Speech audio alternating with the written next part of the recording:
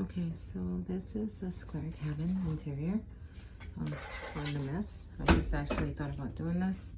TV's pretty good, pretty big. That's your standard door. That is the thermostat, and there's actually a cord that comes in there already, so you don't have to put any of them.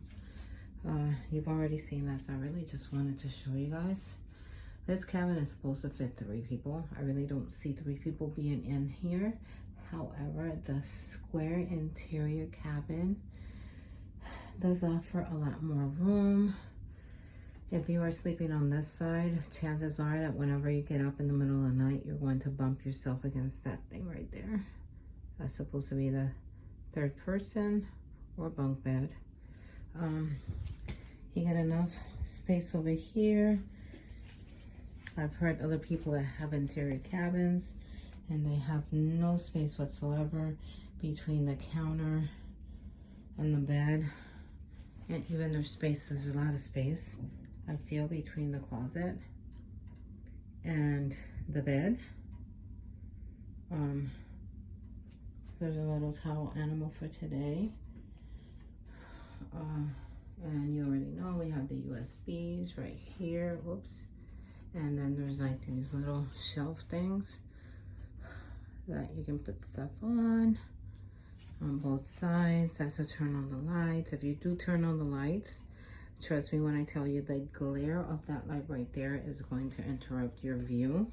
There's another USB here and some more kind of like a nightstand type thing on the side.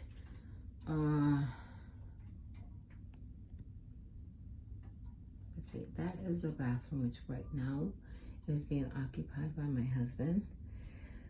It is tinier. You've already seen this on plenty of videos, but I do feel like the shower is bigger and you can actually fit 2 people in the shower. Woohoo. Okay, that's it. And this is cabin 9487 on the Mardi Gras. So if you get booked in this cabin, I think that you'll really enjoy the space. Even though it's an interior, that is the vanity. We've all seen that. We've seen this down here, which is up for storage, and even a little kind of like tray, and the refrigerator, and 3 doors. And then you've already seen the closets are pretty much the same in each cabin. You see how they glare? Okay, bye.